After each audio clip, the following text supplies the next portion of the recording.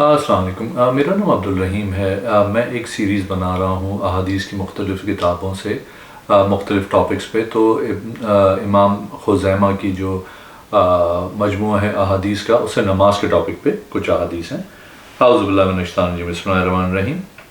حدیث نمبر ہے 862۔ حضرت ابو سعید بن معلا بیان کرتے ہیں کہ رسول اللہ صلی اللہ علیہ وسلم میرے پاس سے گزرے جبکہ میں مسجد میں نماز پڑھ رہا تھا۔ آپ صلی اللہ علیہ وسلم نے مجھے بلایا مگر میں حاضر نہ ہوا اور نماز جاری رکھی۔ پھر جب میں آپ صلی اللہ علیہ وسلم کی خدمت میں حاضر ہوا تو آپ صلی اللہ علیہ وسلم نے فرمایا، تم میرے پاس کیوں نہیں آئے؟ میں نے عرض کیا، میں نماز پڑھ رہا تھا۔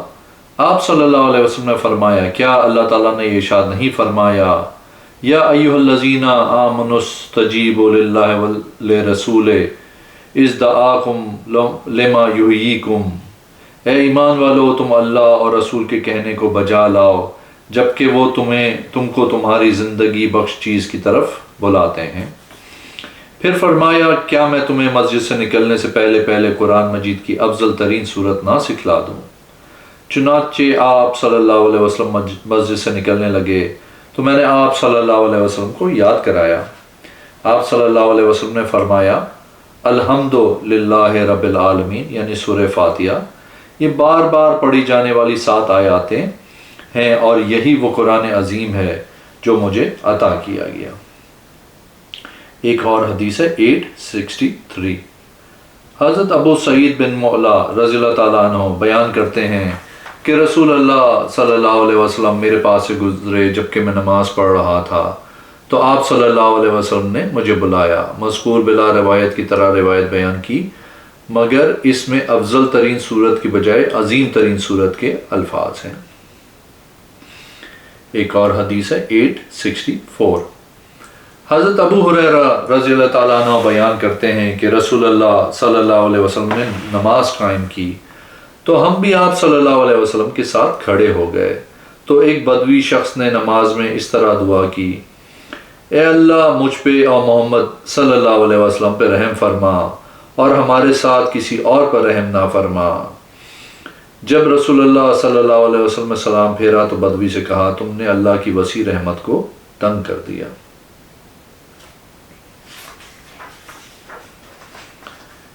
ایک اور حدیث ہے، حدیث نمبر 866۔ حضرت ازرق بن قیس بیان کرتے ہیں کہ انہوں نے حضرت ابو برزہ اسلمی رضی اللہ تعالیٰ عنہ کو اس حالت میں نماز پڑھتے دیکھا کہ ان کی سواری کی لگام ان کے ہاتھ میں تھی۔ جب انہوں نے رکوع کیا تو لگام ان کے ہاتھ سے چھوٹ گئی اور سواری چل پڑی۔ تو حضرت ابو برزہ رضی اللہ تعالیٰ عنہ الٹے پاؤں چلے، انہوں نے ادھر ادھر توجہ نہ کی حتیٰ کہ اپنی سواری کو جا ملے اور اسے پکڑ لیا۔ پھر اسی حالت میں چلتے ہوئے اپنی نماز والی جگہ پہ آ گئے اور اپنی نماز مکمل کر کے سلام پھیرا۔ پھر انہوں نے فرمایا، بے شک میں نے رسول اللہ صلی اللہ علیہ وسلم کے ساتھ بہت سارے غزوات میں شرکت کی۔ انہوں نے بہت سارے غزوات گنوائے تو میں نے آپ صلی اللہ علیہ وسلم کی رخصتیں اور آسانیاں دیکھی، اور یہ رخصت نماز میں بے وقت ضرور چلنا میں نے انہی میں سے لی ہے۔ اگر میں اپنی سواری کو اسی طرح چھوڑ دیتا حتیٰ کہ وہ جنگل میں پہنچ جاتی، پھر میں ایک بڑی عمر کا بزرگ رات کے اندھیرے میں سے تلاش کرتا تو یہ میرے لیے بہت بھاری اور گرا کام تھا۔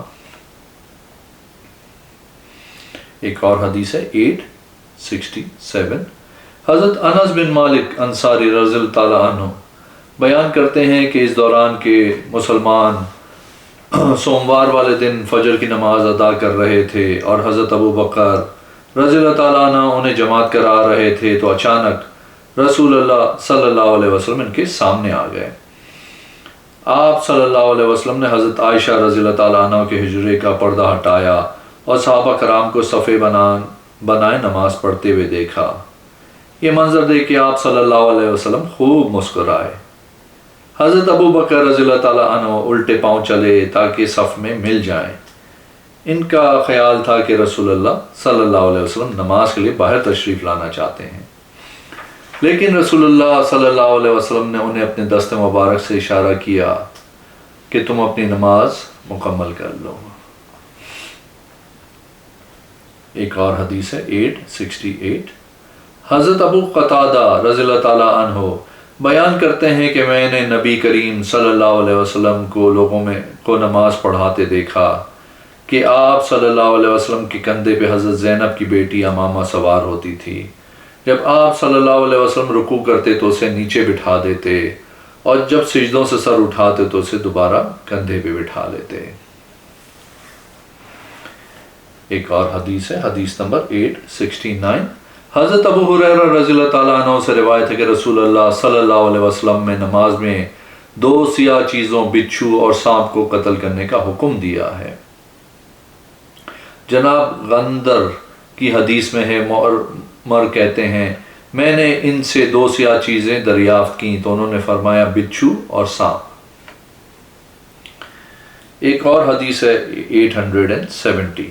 حضرت سہل بن سعد رضی اللہ تعالیٰ عنہ کی روایت ہے کہ حضرت ابو بکر نماز میں ادھر ادھر نہیں دیکھتے تھے، پھر جب لوگوں نے کثرت سے تالی بجائی تو وہ متوجہ ہوئے تو انہوں نے رسول اللہ صلی اللہ علیہ وسلم کو صف میں تشریف فرما دیکھا تو رسول اللہ صلی اللہ علیہ وسلم نے انہیں اشارے سے حکم دیا کہ نماز جاری رکھو۔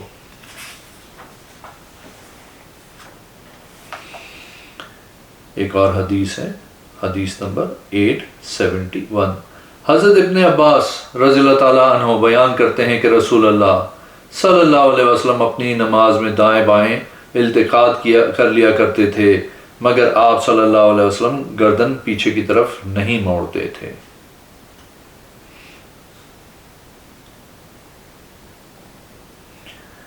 ایک اور حدیث ہے 872۔ حضرت علی بن شیبان رضی اللہ تعالیٰ عنہ جو وفد کے رکن تھے وہ بیان کرتے ہیں کہ میں نے نبی اکرم صلی اللہ علیہ وسلم کے پیچھے نماز پڑھی تو آپ صلی اللہ علیہ وسلم نے اپنی آنکھ کے کنارے سے ایک شخص کو دیکھا جو رکوع اور سجود میں اپنی کمر سیدھی نہیں کر رہا تھا۔ ایک اور حدیث ہے، حدیث نمبر 873۔ حضرت جابر رضی اللہ تعالیٰ عنہ بیان کرتے ہیں کہ رسول اللہ صلی اللہ علیہ وسلم بیمار ہو گئے، ہم نے آپ صلی اللہ علیہ وسلم کے پیچھے کھڑے ہو کے نماز پڑھی جبکہ آپ صلی اللہ علیہ وسلم بیٹھ کے امامت کرا رہے تھے۔ آپ نے ہماری طرف التفات کیا تو ہمیں کھڑے ہوئے دیکھا، لہٰذا آپ نے ہمیں بیٹھنے کا اشارہ کیا تو ہم بیٹھ گئے۔ ایک اور حدیث ہے 874۔ حضرت ابو سعید خدری رضی اللہ تعالیٰ عنہ سے روایت ہے کہ رسول اللہ صلی اللہ علیہ وسلم نے مسجد کے قبلے کی طرف بلغم دیکھی تو اسے کنکری کے ساتھ رگڑ کر صاف کر دیا، اور آدمی کو نماز میں اپنے دائیں جانب یا سامنے تھوکنے سے منع فرمایا اور فرمایا اسے چاہیے کہ اپنی بائیں جانب یا اپنے بائیں پاؤں کے نیچے کچے فرش پہ تھوک لے۔ ایک اور حدیث ہے 875۔ حضرت ابو ہریرہ اور ابو سعید خدری رضی اللہ تعالیٰ عنہ بیان کرتے ہیں کہ رسول اللہ صلی اللہ علیہ وسلم نے قبلے کی طرف بلغم دیکھی تو اسے کنکر کے ساتھ کھرچ کر صاف کر دیا، پھر انہوں نے فرمایا تم میں سے کوئی شخص قبلہ رخ یا اپنے دائیں جانب ہرگز بلغم نہ پھینکے، اور اسے چاہیے کہ اپنے بائیں جانب یا اپنے بائیں پاؤں کے نیچے بے وقت ضرورت تھوک لے۔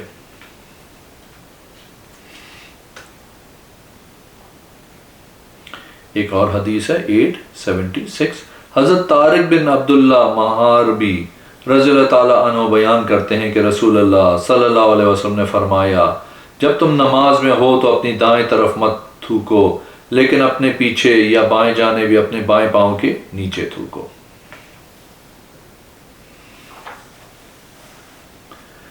ایک اور حدیث ہے 878۔ حضرت ابو الاعلیٰ بن شخیر اپنے والد سے روایت کرتے ہیں کہ انہوں نے رسول اللہ صلی اللہ علیہ وسلم کے ساتھ نماز پڑھی تو آپ صلی اللہ علیہ وسلم نے بلغم نکالی اور اپنے بائیں جوتے کے ساتھ رگڑ دیا۔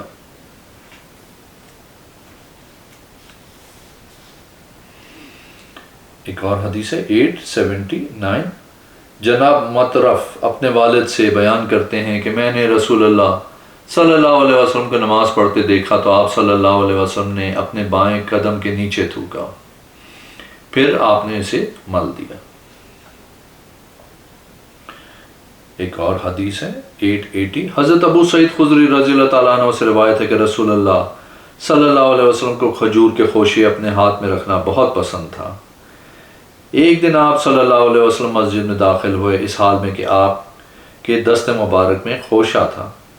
آپ صلی اللہ علیہ وسلم نے مسجد کے قبلے میں بلغم دیکھی تو اسے خرچ کر خوب صاف کر دیا۔ پھر آپ سخت ناراضگی کی حالت میں لوگوں کی طرف متوجہ ہوئے اور فرمایا، کیا تم میں سے کوئی شخص پسند کرے گا کہ کوئی شخص اس کے سامنے آ کے اس کے منہ پہ تھونک دے؟ بلا شبہ جب تم میں سے کوئی شخص نماز کے لیے کھڑا ہوتا ہے تو اپنے رب کی طرف منہ کر کے کھڑا ہوتا ہے اور فرشتہ اس کی دائیں طرف ہوتا ہے، لہٰذا اسے اپنے سامنے اور اپنے دائیں جانب نہیں تھوکنا چاہیے، اسے اپنے بائیں پاؤں یا بائیں جانب تھوکنا چاہیے، لیکن اگر وہ جلدی آ جائے تو اپنے کپڑے کے کنارے میں تھوک کر کنارے کو آپس میں مل لے۔ ایک اور حدیث ہے 881، حضرت ابو سعید خدری رضی اللہ تعالیٰ عنہ نبی اکرم صلی اللہ علیہ وسلم سے بیان کرتے ہیں کہ آپ صلی اللہ علیہ وسلم نے فرمایا، جب تم میں سے کوئی شخص نماز میں ہو تو وہ اپنے سامنے نہ تھوکے، کیونکہ اس کا پروردگار اس کے سامنے ہوتا ہے اور اسے چاہیے کہ اپنی بائیں طرف یا اپنے قدم کے نیچے تھوکے۔ اگر اسے تھوکنے کی جگہ نہ ملے تو اپنے کپڑے اپنے جوتے میں تھوک لے اور نماز کے بعد اسے باہر لے جائے۔ ایک اور حدیث ہے 882، حضرت ابو الصحابیہ کہتے ہیں کہ ہم حضرت ابن عباس کے پاس آئے تو انہوں نے فرمایا، رسول اللہ صلی اللہ علیہ وسلم لوگوں کو نماز پڑھا رہے تھے کہ بنو عبد المطلب کی 2 بچیاں لڑتی جھگڑتی ہوئی آئیں، چنانچہ رسول اللہ صلی اللہ علیہ وسلم نے ان دونوں کو پکڑ لیا اور ایک کو دوسری سے کھینچ کے چھڑا لیا۔ پھر آپ صلی اللہ علیہ وسلم نے اس کی پرواہ نہ کی، یعنی اپنی نماز بھی جاری رکھی۔ ایک اور حدیث ہے 883، امام ابو بکر رضی اللہ رحمۃ اللہ علیہ فرماتے ہیں، میں گزشتہ صفحات پہ عملہ کر چکا ہوں کہ نبی کریم صلی اللہ علیہ وسلم نے فرمایا، جب تم میں سے کوئی شخص نماز پڑھ رہا ہو تو اسے اپنے آگے سے کسی کو گزرنے نہیں دینا چاہیے، اور اگر وہ رکنے سے انکار کر دے تو اسے اس کے ساتھ لڑائی کرنی چاہیے، کیونکہ وہ شیطان ہے۔ ایک اور حدیث ہے 884، حضرت ابن عباس رضی اللہ تعالیٰ عنہ بیان کرتے ہیں کہ میں ایک رات اپنی خالہ میمونہ کے گھر سویا۔ جب رات کا کچھ حصہ گزر گیا تو رسول اللہ صلی اللہ علیہ وسلم اٹھے اور نماز پڑھنا شروع کی، پھر کچھ حدیث بیان کی اور فرمایا، پھر میں بھی اٹھا اور آپ کی بائیں جانب کھڑا ہو گیا تو آپ صلی اللہ علیہ وسلم نے مجھے گھما کے اپنی دائیں جانب کھڑا کر لیا۔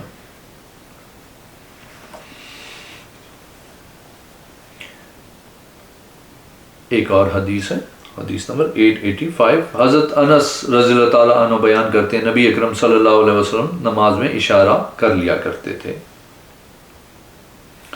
ایک اور حدیث ہے 886، امام ابو بکر رحمۃ اللہ علیہ فرماتے ہیں، میں حضرت جابر رضی اللہ تعالیٰ عنہ کی حدیث لکھوا چکا ہوں کہ رسول اللہ صلی اللہ علیہ وسلم بیمار ہو گئے تو ہم نے آپ کے پیچھے کھڑے ہو کے نماز پڑھی، جبکہ آپ صلی اللہ علیہ وسلم بیٹھے ہوئے تھے۔ آپ نے ہمیں بھی بیٹھ کے پڑھنے کا اشارہ کیا تو ہم بھی بیٹھ گئے۔ ایک اور حدیث ہے 887، حضرت عبداللہ رضی اللہ تعالیٰ عنہ بیان کرتے ہیں کہ رسول اللہ صلی اللہ علیہ وسلم نماز پڑھ رہے تھے تو جب آپ صلی اللہ علیہ وسلم سجدہ کرتے تو حضرت حسن اور حسین رضی اللہ تعالیٰ عنہ اچھل کے آپ صلی اللہ علیہ وسلم کی کمر پہ بیٹھ جاتے۔ جب صحابہ کرام ان دونوں کو منع کرتے تو آپ صلی اللہ علیہ وسلم صحابہ کرام کو اشارہ کرتے کہ انہیں چھوڑ دو، جو کرتے ہیں کرنے دو۔ پھر جب نماز مکمل کی تو ان دونوں کو اپنی گود میں بٹھا لیا اور فرمایا، جسے میرے ساتھ محبت ہے وہ ان دونوں سے بھی محبت کرے۔ ایک اور حدیث ہے 888، حضرت ابن عمر رضی اللہ تعالیٰ عنہ سے روایت ہے کہ رسول اللہ صلی اللہ علیہ وسلم مسجد قباء میں داخل ہوئے تو کچھ انصاری صحابہ آپ صلی اللہ علیہ وسلم کو سلام کرنے کے لیے حاضر ہو گئے۔ میں نے حضرت سبیب سے پوچھا، نبی کریم صلی اللہ علیہ وسلم نماز کی حالت میں سلام کا جواب کیسے دیتے تھے؟ انہوں نے کہا، آپ صلی اللہ علیہ وسلم اپنے ہاتھ کے اشارے کے ساتھ جو اب دیتے تھے، جناب سفیان کہتے ہیں میں نے زید بن اسلم سے پوچھا کہ آپ نے یہ روایت حضرت عمر رضی اللہ تعالیٰ عنہ سے سنی ہے؟ تو انہوں نے کہا ہاں۔